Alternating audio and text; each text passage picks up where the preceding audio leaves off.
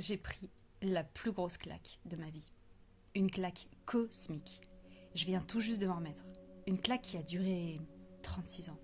C'est long ça, 36 ans. Comment ça, est-ce que c'est possible? Bah oui, je t'assure que ça l'est. J'en suis la preuve vivante. Mais je n'ai pas plus de mérite que d'autres. Pour certains, elle dure bien plus longtemps. J'ai même l'étrange impression que pour d'autres humains encore, elle dure toute la vie. Bon, j'ai oublié de te prévenir, cet audio est très très très personnel. Prépare-toi à écouter du 3615 My Life. Si tu as aimé mes livres, profites-en. C'est du mini-roman audio gratis. C'est cadeau, c'est pour moi. Et si après l'écoute de cet audio, tu as envie d'un petit peu plus, ou même de beaucoup plus, préviens-moi. J'en ferai peut-être un vrai roman. Cap, c'est parti. J'ai commencé ma vie en mourant. Le truc normal par lequel on passe tous. On meurt de là-bas, ou plutôt ce qu'on croit être là-bas, pour naître ici. Quand j'ai entendu tous les enfants pleurer dans les couveuses, à côté de moi à la maternité, j'ai ouvert les yeux et j'ai hurlé « C'est quoi ce bordel ?» C'est là que je me suis rendu compte que j'avais été débranchée de ma source et que j'étais désormais seule, dans ce monde froid, bruyant, au milieu d'êtres humains qui criaient leur détresse pour être rebranchés à la source dont ils venaient d'être expulsés. Bon, jusque-là, rien de bien étrange, une naissance sur Terre comme il y en a des milliers, des millions, des milliards.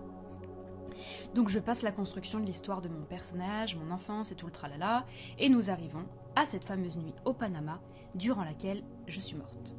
Je t'en ai déjà parlé si tu lis mes Good Vibes Letter. C'était le 2/2/2020, une belle date miroir, sur un volcan, en pleine cérémonie de médecine chamanique, durant laquelle j'ai consciemment décidé de revenir vivre mon incarnation. Pas sans résistance, j'avoue, mais j'ai vraiment acté cela en âme et conscience.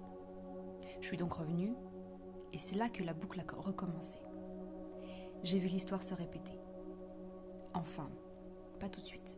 J'ai mis 4 ans et demi pour m'en rendre compte. Pour être totalement honnête, je viens tout juste de me rendre compte. Mais quoi, je suis humaine. Je me suis juste laissée prendre par l'histoire, et je suis repartie pour un tour de manège, Madine, la vie sur Terre. Donc, prise dans la boucle, répétant les mêmes schémas de « je crois que je peux sauver les autres et donc le monde », parce qu'il me paraît vraiment pourri tel qu'il est. J'ai réintégré mon corps après la cérémonie et j'ai recommencé à vouloir sauver quelqu'un à mes dépens. Je suis comme ça, moi. Je suis gentille. C'est ce que j'ai appris à faire pour être aimée. Sauf qu'un jour, je me suis réveillée et j'ai commencé à savoir comment m'aimer. Je t'en reparlerai bientôt. Et à comprendre que c'était avec moi que j'allais devoir être gentille pour être enfin heureuse. J'ai donc réintégré mon corps dans un kiff ultime, une joie de vivre hallucinante. Et en reproduisant le délire de vouloir sauver quelqu'un, j'ai eu la nette impression de changer de ligne temporelle. Comme si, avec un simple choix, j'avais basculé dans une autre réalité. Un truc parallèle, pas mal, pas bien, juste différent. Et dans cette réalité que je vivais, le Coco, petit nom gentillet pour parler du truc qui a contribué à retourner la planète entière en 2020, tu vois de quoi je parle, a fait son apparition. Et avec lui, une montagne de colère, de peur pour mon enfant, de sensation d'être manipulée, soumise, abandonnée par cette force cosmique à laquelle j'avais été reconnectée et en qui j'avais confiance, mais qui venait encore, d'après moi, de me laisser tomber. Je me suis à nouveau demandé « c'est quoi ce bordel ?» À ce moment-là, j'ai pris une claque cosmique, la deuxième de ma vie.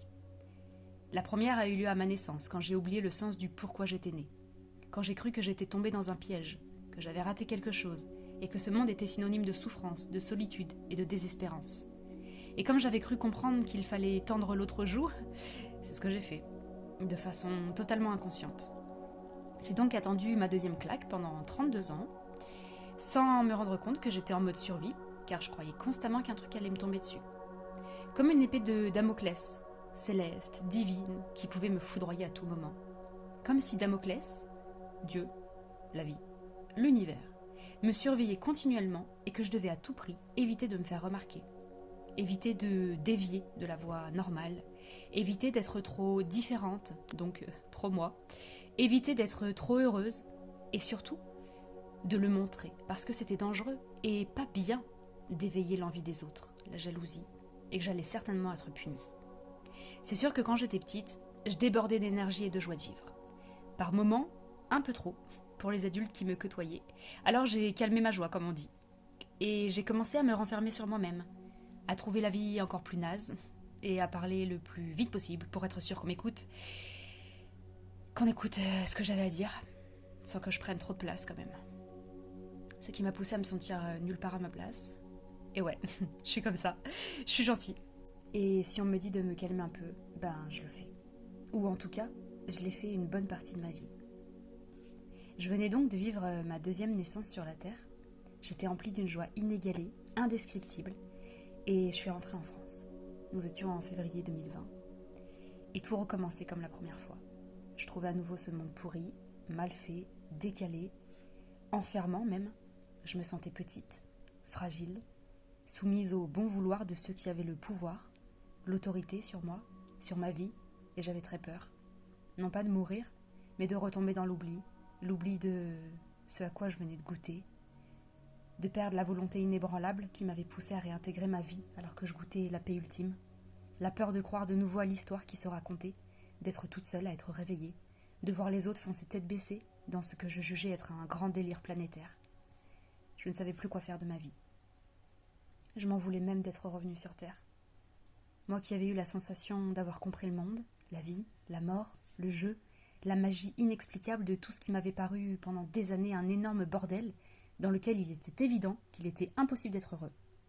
Je ne comprenais plus du tout le sens de tout ça. Je n'avais en fait rien compris. Et tu sais pourquoi je n'avais rien compris ?